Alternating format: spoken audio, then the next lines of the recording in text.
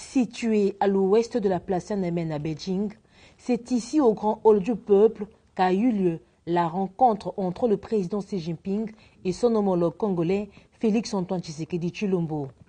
Poignée de main, le président de la République est reçu en grande pompe par le chef de l'État chinois.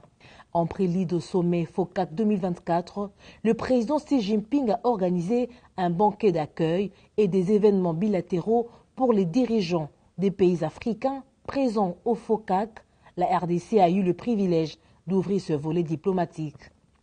Un moment d'échange d'une demi-heure auquel ont pris part leurs délégations restreintes respectives.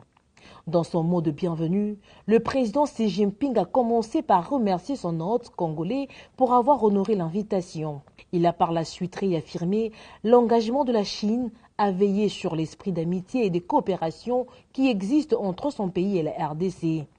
De son côté, le président Félix Tshisekedi a salué l'amitié historique des deux États basée sur le respect mutuel et la non-ingérence dans les affaires intérieures du partenaire, tout en renouvelant l'invitation à son homologue pour une visite officielle en RDC. Sur le volet diplomatique, le président Félix Tshisekedi a réaffirmé l'engagement indéfectible de la RDC envers la politique d'une seule Chine en reconnaissant que Taïwan fait partie intégrante du territoire chinois.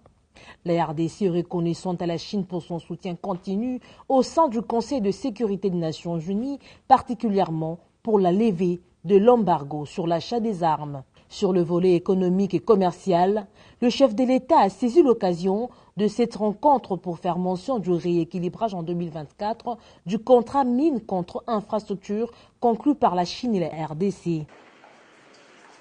Pour clore cette première journée diplomatique, le président de la République a échangé avec le vice-premier ministre chinois Ding Xuanxing qui représentait son pays au déjeuner d'amitié officiel offert par le président chinois Xi Jinping au président Tshisekedi et sa délégation.